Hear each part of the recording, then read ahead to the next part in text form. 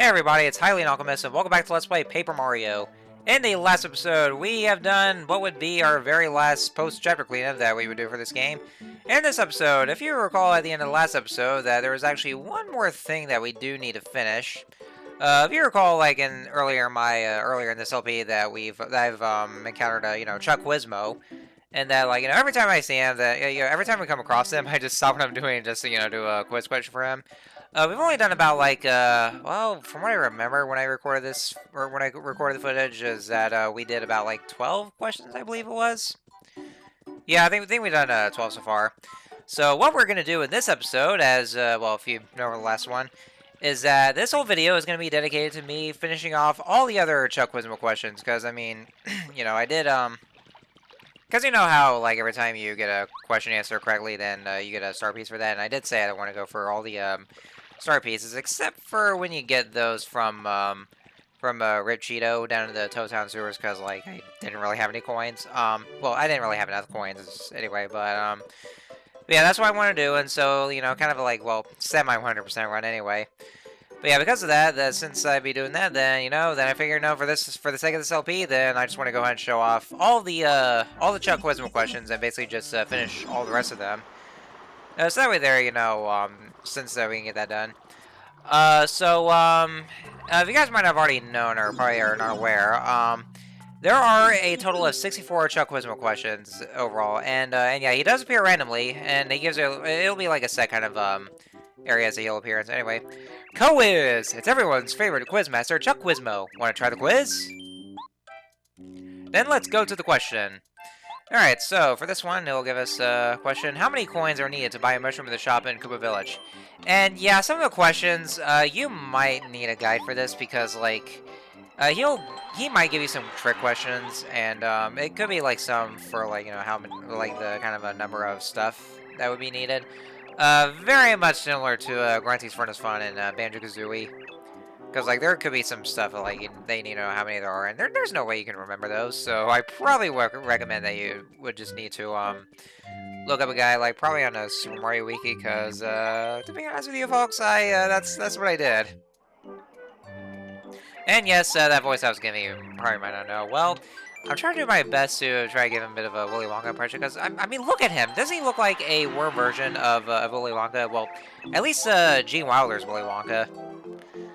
But yeah, I had to go for that voice, because, I mean, just look at him. He looks so much like a worm version of Willy Wonka, doesn't he?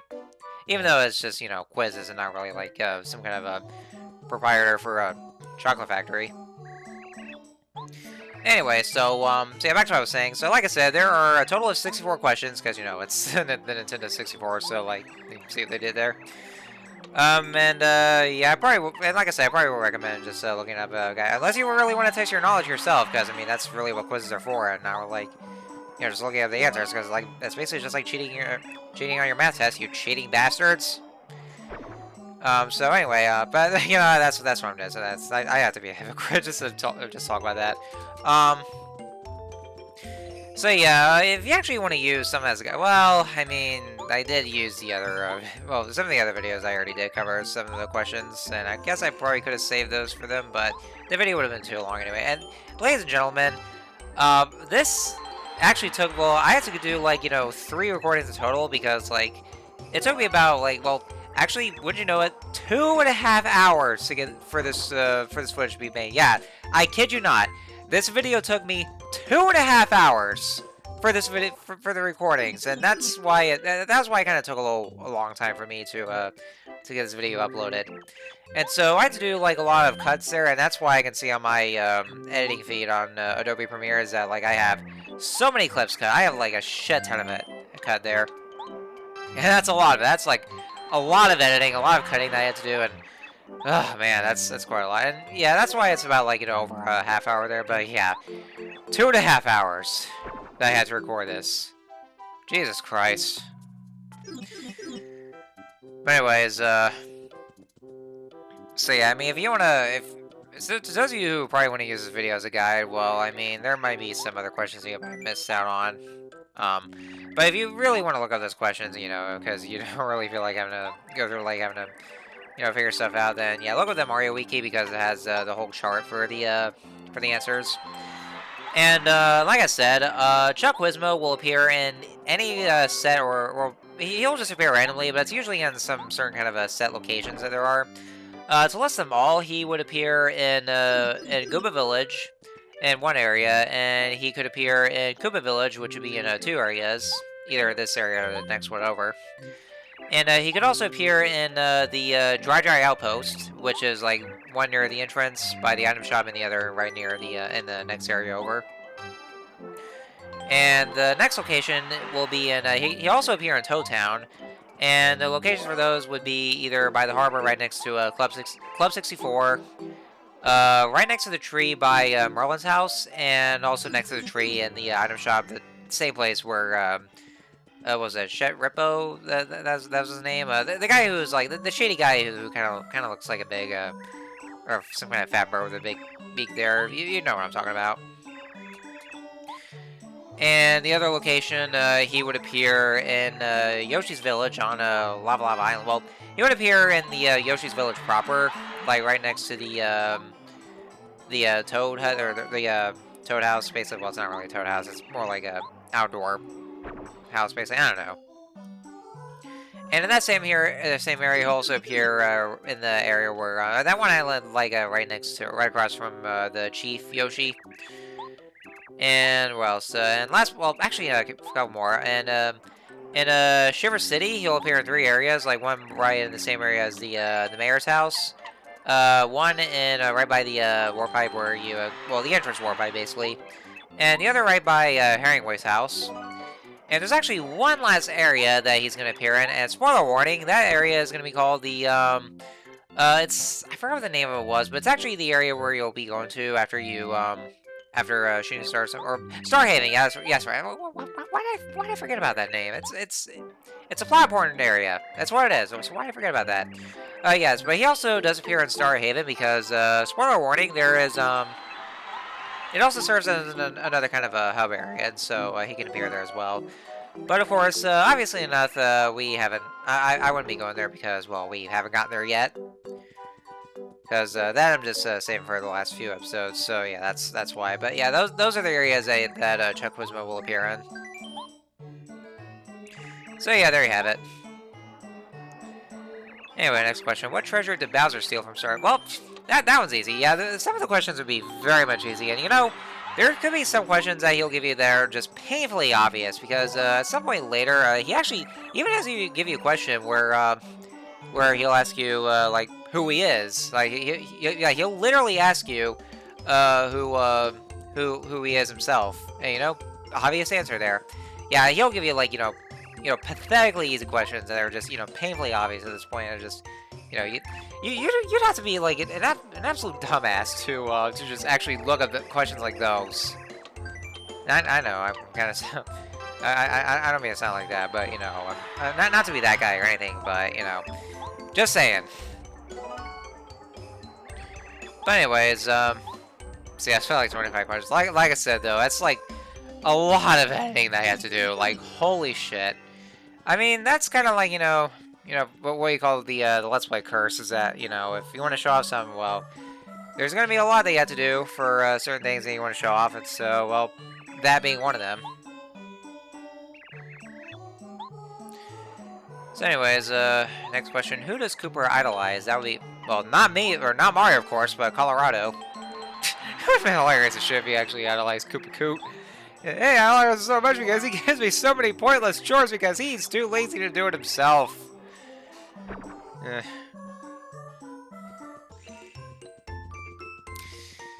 So then, sorry, how are you guys doing today? I kind of ran out of things to say, because, like, well, unless I want to make jokes about, some here, but, like, yeah, hopefully everybody's having a good day here. I know, well, and, in other news, I know school's already starting, because, well, at least, well, in the county where I live in, so it looks like school will be starting around, like, August 10th, I think, or unless, school's already started by now. Well, I don't know, depends on the county. I know some counties will actually start as early as, like, the beginning of August, like, as August 1st, because August 1st actually did start on Monday this year. And so, therefore, in certain counties, and when they decide that school started, yeah, that's when they just start like way too early. I remember that one time, like back in one of the previous other counties in Florida that I lived in, that they used to have school start like very late in August, like somewhere like August 22nd, I think. But then, therefore, they would end off school like right at the beginning of June, which is like normally when summer starts. But then they kind of changed things over the Maine County School Board to where they kind of changed the schedule, and so like as a result, they kind of made the summertime a lot shorter. But now they actually went back to having school start having school end in late May, and then they'll just start like early August, something like that there. But yeah, those of you who are like still doing well, at least still either in academic school, either elementary, middle, or high school, or college, then and once that kind of school starts, then if hopefully you guys had your good first week of school, assuming that you guys ever did go through your week of school, depending on whichever county you live in.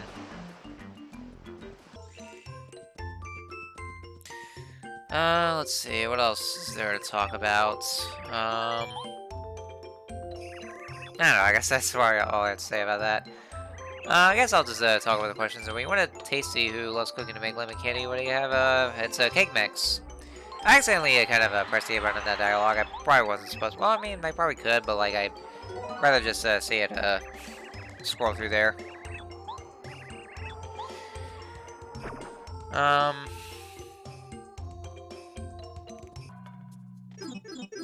Yeah, I think my video just froze for a second. Well, I mean, I don't think the video actually just froze for you guys, but like it actually kind of did freeze for me right there. Let me just give it a click right there.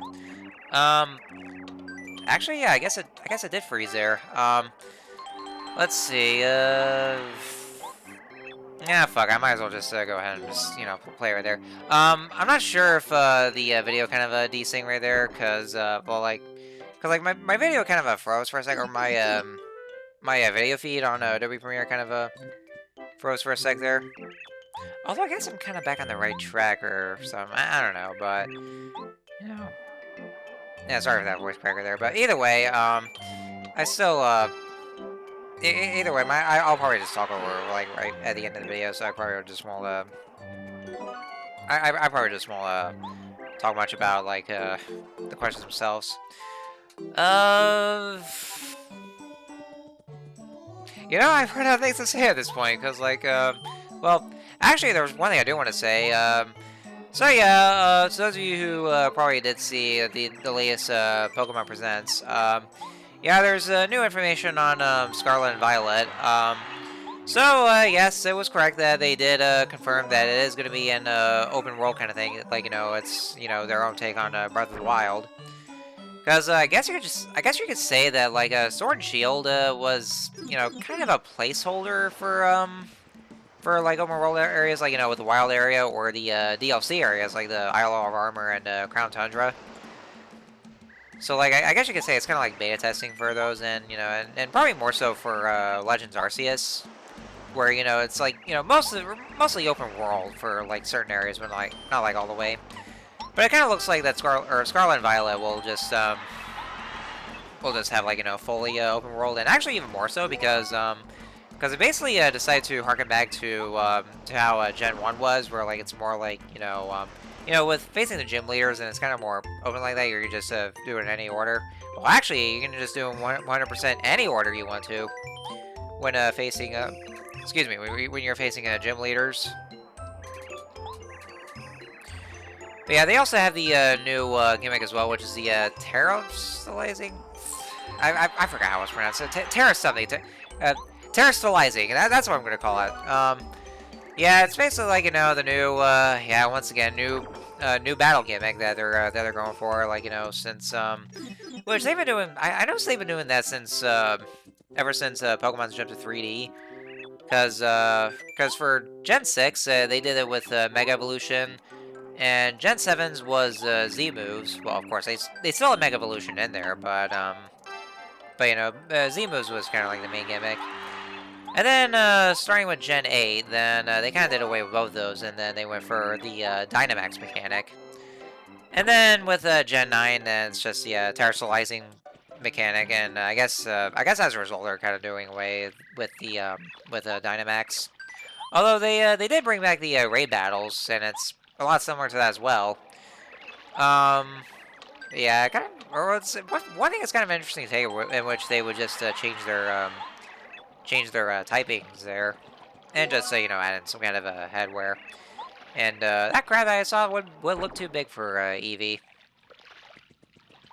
Actually, just seeing those actually does remind me of that one episode of the anime where the one with the Crystal Onyx, which I think is in one of the Orange Islands episodes.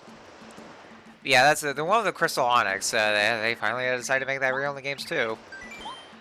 I also do remember when they did the intro and you saw the three Paldea starters. And yes, by the way, that was they finally gave the name of the region for Gen 7, which is the Paldea region.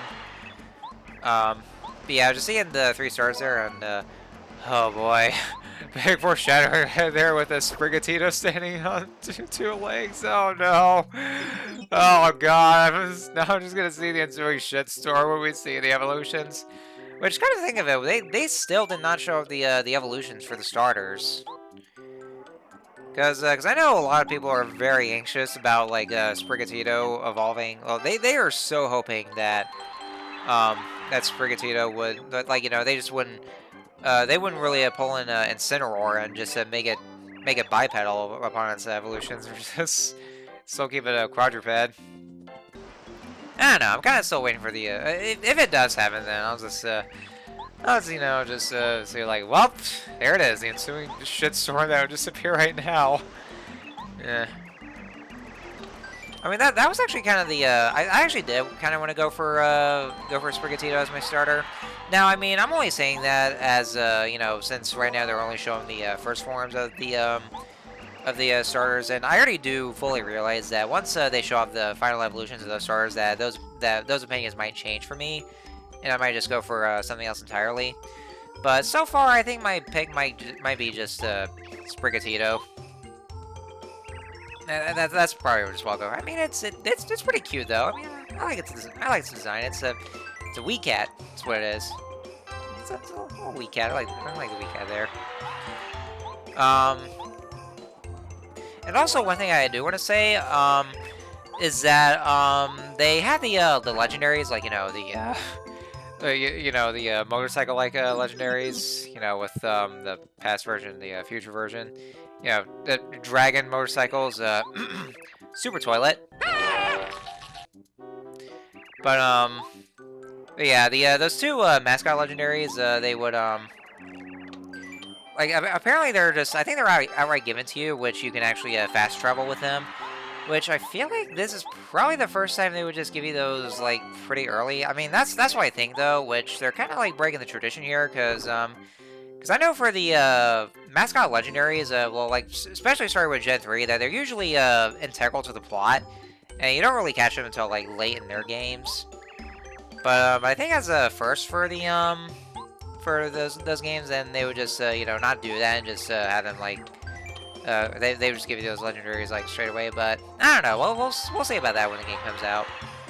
But overall, I am actually looking forward to those games, of course, because, like, you know, I was always kind of like the idea for I mean, I was always down for the idea of an open world Pokemon game. Now, I mean, not that I'm entirely against Pokemon that are kind of, or not that I'm against the entirety of the linearity of Pokemon games. I mean, you know, sometimes they would have a good excuse for that. Like, you know, for instance, in Gen 5, well, Gen 5 Part 1, where it was mostly linear, but it's actually, you know, mainly because, you know, they just focus more on the story. And, you know, it's, you know, I can actually look past that because, you know, it's, because the story in Gen 5 Part 1 is damn good.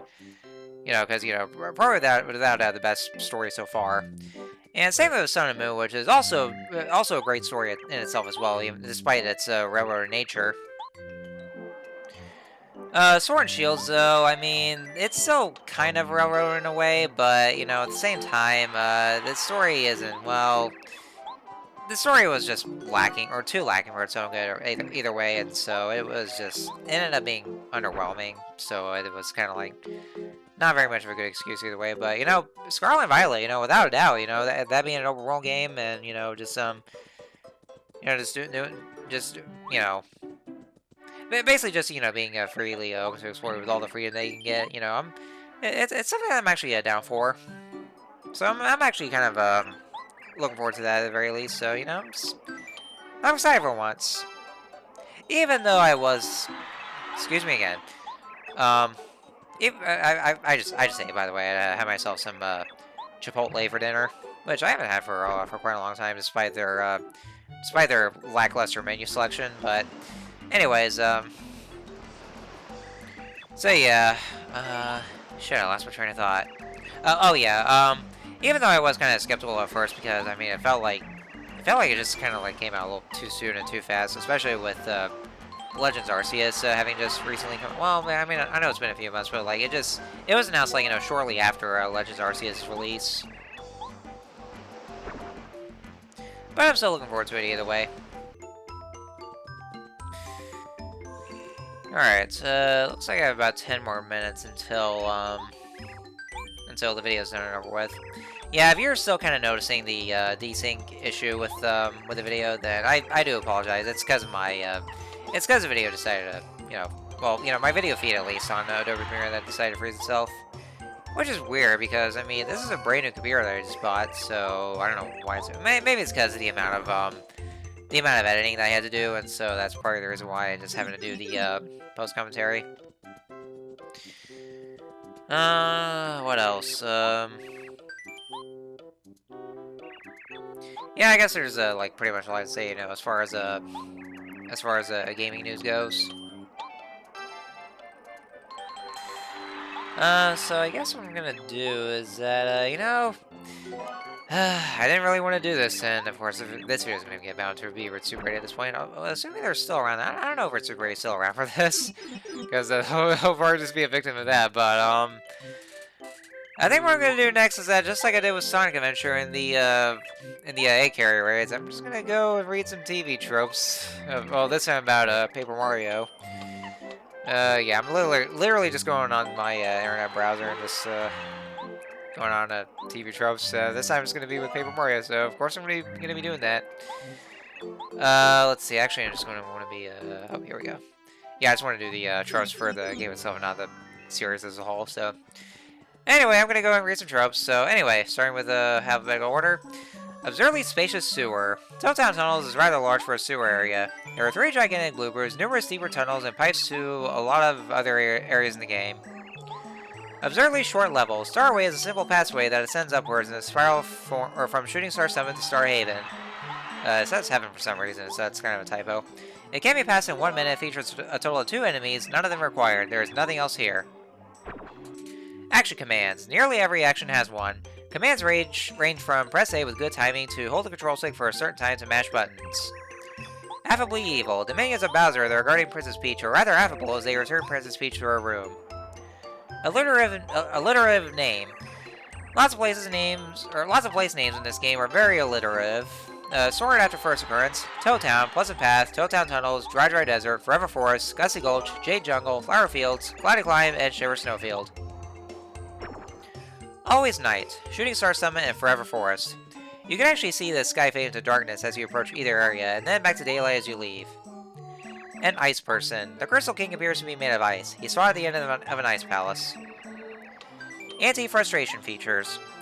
For a small coin fee, more lovely can scry, is that even a word? Miss badges, super blocks, or star pieces for you. Handy already, but what really makes it this trope is that she checks if you can get the item in question. If none are accessible at the moment, or you already have them all, more lovely will apologize for the faulty scry and return the coins. You know, I'm going to be perfectly honest with you here. I have never even heard the word scry in my entire life. I mean, I'm currently fucking 26 years old, and I've never even heard that word before. Haven't you guys heard the word? I want to know. Anyway, anti-grinding. The game refuses to give you star points if you defeat enemies that are too weak. Yeah, that actually is true there. I forgot to mention that. Additionally, grinding is a bit less useful than it is in other RPGs. Mario's attack set only increases via story progression, and occasionally badges, not leveling up. Astral Finale. Maybe I should actually just leave out the spoilers here. Awesome but impractical. Kalmar's up and away power, the last of the special abilities you get from Rescue Star Spirit, summons him to cast a spell which has the chance to turn all enemies on the field into stars, which in turn fly, well, up and away. Unfortunately, using the move doesn't grant the player any star points, so they likely won't try it on higher level enemies, while the Bump Attack badge, which allows you to defeat weak enemies without even entering the battle screen. And yeah, that's the one badge I forgot to get. That's what it does. You can actually attack the enemies and it won't throw you to the battlefield. It doesn't cost 2 bars of star power like Up and Away does. On the rare chance that you do want to get rid of some enemies quickly, it's just as easy to use one of the 3 partner moves that has the same effect. Bo and Lycolester have identical enemy removal moves, while Paracarries only affects 1 enemy but has a higher chance to succeed. All told, it has very little application and probably won't be used at all. The Triple Dip badge gives Mario the opportunity to use 3 items in 1 turn. While awesome in theory, it costs a hefty 6 FP, and by the time Mario finds his badge, he has both access to curb stomping abilities for a similar FP cost, as well as items that boost both HP and FP sufficiently enough that you rarely need to in 1 turn, let alone 3. Badass Adorable. Anti-Guy is harder to beat than most bosses, and yet he says everything with hearts. However, give him lemon candy and he'll soften him instantly on your first encounter. All 8 of Mario's partners have super cute designs and are capable of kicking butt alongside Mario. Main switch boss, I'm going to skip because that's spoilers. Let's see, balcony escape. Mario exits the 2nd floor of the houses in certain towns to jump from one balcony to the next. Beanstalk parody. In the 6th chapter, Mario has to help the flowers in flower fields in order to get a magical bean, fertile soil, and miracle water. He then uses these 3 items to grow a giant beanstalk that takes him to climb high above flower fields, where the chapter boss resides. Be careful what you wish for. A somewhat meta example in Luigi's Secret Diary. One entry shows him noticing his growing popularity and hoping this could get him his own starring role in a game with his name in it. A few months after Paper Mario's release, Luigi's Mansion comes out, and pits Luigi against ghosts, which he establishes in his diary to be terrified of. The Berserker. The power of rage, an unused badge hidden in the game's code, didn't know that, turns Mario into one of these. He gets stronger by the cost of becoming uncontrollable. Big Bad. Unlike most pre-Sticker Star Mario RPGs, Bowser holds on to his main antagonist role. He stole the Star Rod and imprisoned the Star Spirits, and all the chapter bosses are working for him, contrasting the sequels where quite a few chapter bosses are arc villains. Big Boo's Haunt.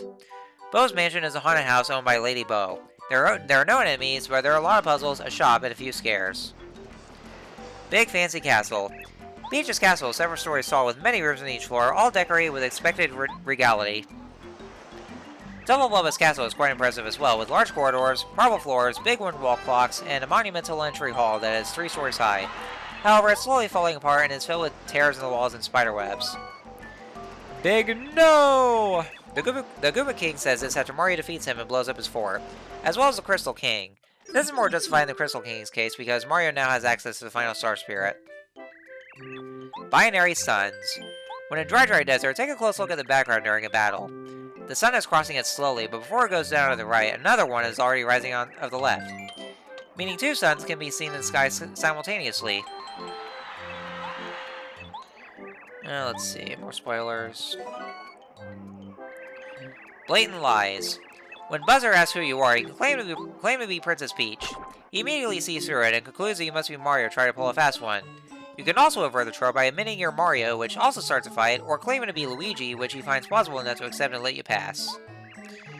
Let's see, spoilers. How are we on time? Is this, let's see, this might be, Oh, yeah, here we go. That's the last question, which I know you probably can't see. Well, I'm seeing the last question, actually, but you guys can't, though, but, yeah, that's it. And, he also, this one actually kind of makes it emotional, but I'm not going to talk about it right there, actually. I mean, you guys can probably see it later in the video, but, you know, it's a huge desync because of Adobe Premiere. But let me finish off a few tropes right now. Alright, let's see. Bonus boss. Excuse me again, I'm so sorry. the Master, as well as the other disciples of the dojo. As you progress through the game, you keep coming back for new dojo fights, each getting progressively harder until you reach the Master at his full strength. In Chapter 4, the anti-guy guards chest with a powerful badge. You can either beat him or bribe him with his trademark favorite food. It must be cooked. He has no special abilities, just high HP and extremely high attack power. Yeah, more spoilers. Kenshi Kuba appears in Pleasant Path after completing Chapter 5, blocking the path to Kuba Village and demanding a rather hefty toll of 100 coins for safe passage. You can pay him the money, beat him up, or take the quicker underground shortcut like you probably do. But if you choose to fight him, he's sturdy, hits like a truck, and is able to attack even if you flip him over by jumping on him twice. But he does have a weakness that Mario can discover by talking to the Koopas at Koopa Village. He's susceptible to sleep effects, unlike most bosses in the game, allowing you to prevent him from attacking. Let's see, boring but practical. The first two star powers you get are flashy, but they are extremely useful, especially because they only cost bar of star energy each. L-Star's Refresh restores 5 heart and flower points, but more importantly, it can cure poison, making it incredibly helpful if you find yourself against a toxic enemy and don't have the items needed to heal the stats effect. It's somewhat negated by the Feeling Fine badge, which protects Mario from poison and dizzy effects. But until you have that item, you'll be using Refresh a lot. Mamar's Lullaby has a chance to put every enemy on the field to sleep. Unlike most items, it can be used against the bosses. It's particularly useful against Kenshi Kuba, who has a weakness to sleep-inducing effects. I think I should probably go inside because I'm at the end of the video. But yep, that was it. So yeah, that was a whole video of me, doing all these questions for those. That was a lot of editing, Yeah, it took me a few days to get this done because I was like, just put all this together. If I weren't cutting those videos out, that'd be like, 2.5 hours of video footage. God damn. But yes, we are all done. That is all the questions, all 64 of them. So yeah, that's all. We got the star piece of those, and I guess that means we're pretty much done with everything else. And so yeah. So next time on Let's Play Paper Mario, we are going to once again be doing some block regression, and this time we are going to be going ahead and head over to the Shooting Star Summit and talk to the Star Spirits, and then they will finally open the way for us to Star Haven, and so we will reach Bowser's Castle once and for all. We are almost done, guys. This Let's Play has been going on for way too long now, for 2 years. God damn. Yeah, let's. I really need to end this Let's Play. I really do. It's way overdue. So I will catch you guys for next one on Let's Play Paper Mario. When we go to Shooting Star Summit. So until next time, see you guys later.